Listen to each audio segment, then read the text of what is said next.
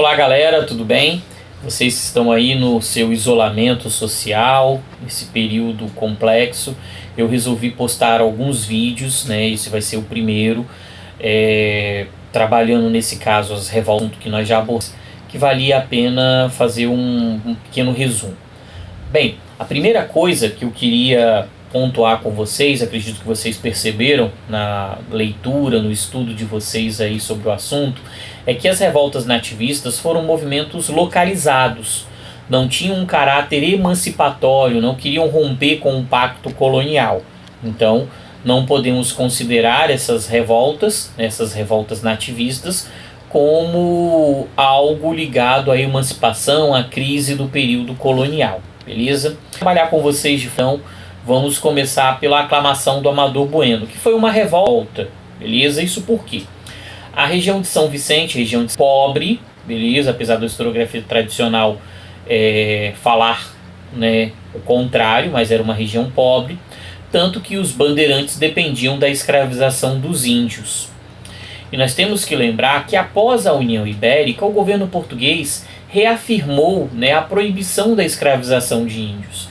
Esses bandeirantes, né, indignados com essa proibição, né, essa reafirmação, a proibição já existia, aclamaram, solicitaram a liderança do Amador Bueno, que era um rico fazendeiro da região, para se rebelarem contra o governo português. Só que o Amador Bueno, meio que, né, e da reação do governo, não aceitou essa reivindicação, essa aclamação. Apesar de não concordar com a proibição, ele não quis liderar nenhum movimento contra o governo português por conta disso.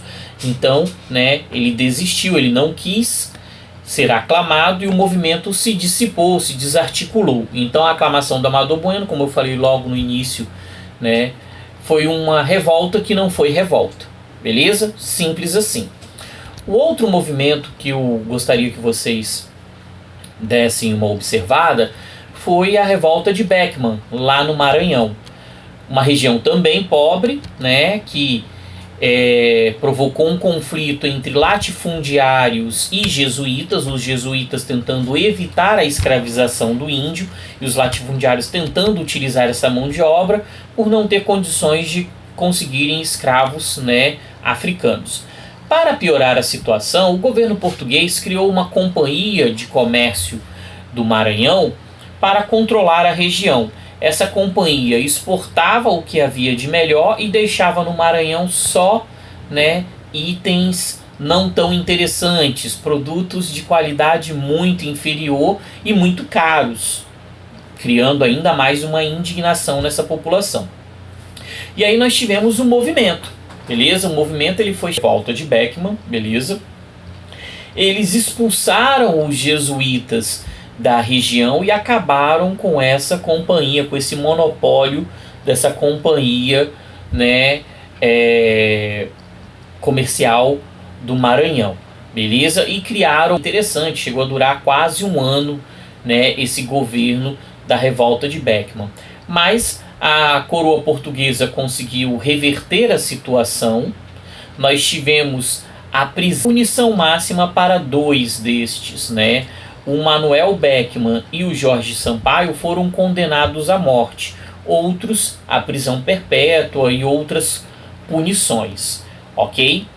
Bem, o nosso terceiro movimento desse nosso vídeo aí sobre revoltas nativistas, né, ocorreu aonde ainda era Espírito Santo, né, na região que hoje nós chamamos de Minas Gerais, foi a Guerra dos Emboabas. Só para localizar vocês, início do século XVIII, 1708, 1709.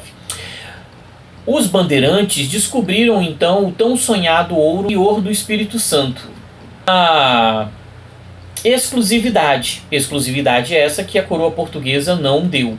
Então nós tivemos, a partir do momento, né, que descobriu-se o metal precioso, que ficou-se sabendo do metal precioso no interior do Espírito Santo, uma forte migração de pessoas para a região. Pessoas essas denominadas pelos bandeirantes como emboabas, forasteiros. E aí nós tivemos o confronto entre os bandeirantes e os emboabas, beleza? Os emboabas venceram esse confronto, que foi marcado por uma grande violência, onde nós tivemos, né, mais de 300 paulistas mortos por Emboabas, uma guerra bem violenta.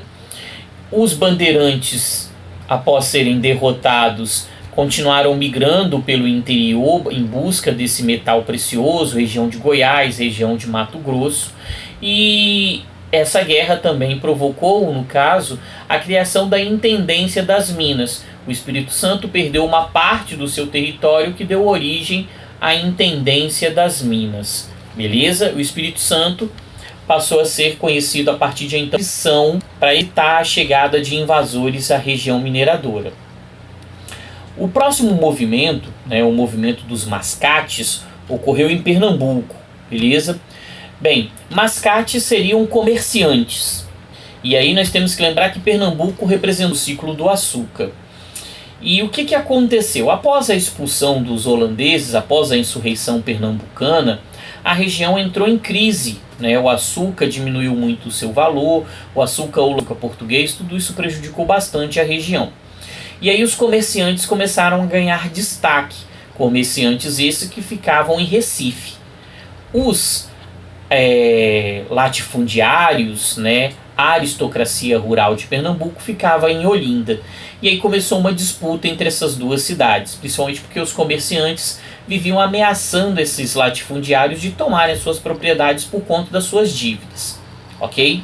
Para piorar a situação, o governo português ele acabou elevando Recife à condição de vila. E isso acabou, né, precipitando essa revolta, né, sendo o estopim para essa revolta. Esses membros da aristocracia tiram o símbolo da elevação de Recife à condição de vila, ou seja, beleza, e confronto. O governo português prendeu os envolvidos, né, que foram libertados posteriormente, eram membros da elite, né, e o governo português acabou estabelecendo uma guarda compartilhada. O que significa isso? Que Recife e Olinda seriam vila, seriam a capital, vamos dizer assim, por 6 meses. Né? Cada região ficaria 6 meses à frente de Pernambuco. Beleza? Bem, por último, Filipe dos Santos ou Revolta de Vila Rica. Tá? A Revolta de Filipe dos Santos ou Revolta de Vila Rica aconteceu por quê? Né? Existia um contrabando muito intenso de ouro da região mineradora para outros pontos. Nós temos inclusive a questão do santo do pau oco, né? Santinhos de madeira, ocos que eram utilizados para transportar esse contrabando. O governo português, para acabar com esse contrabando, acabou estabelecendo as casas de fundição, que as pessoas circulassem, deveriam, né, passar por uma casa de fundição, derreter o seu ouro, receber o selo real. Beleza? A marca do governo. Então isso quer dizer que esse ouro era legítimo, era legal. Só que quando eles faziam isso, eles aproveitavam e retiravam. A situação criava, né, uma disputa muito grande entre mineradores e governo português. O Filipe dos Santos iniciou então essa rebeldia, essa revolta, exigindo não só o fechamento das casas de fundição, mas também a redução nos impostos. Beleza? O governo português acabou prendendo Filipe dos Santos, ele foi denunciado, ele foi preso e foi condenado à morte. Ele foi enforcado e esquartejado, uma punição típica de Portugal, né, na praça pública em Vila Rica. Seus pedaços foram espalhados pela região para servir de exemplo a outros que tentassem prejudicar, lesar o governo português.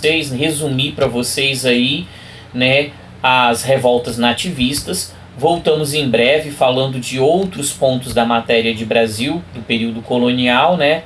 Até que esse período aí de quarentena, né? Quarentena não, né? Esse período de isolamento, beleza? Um forte abraço a todos, até mais.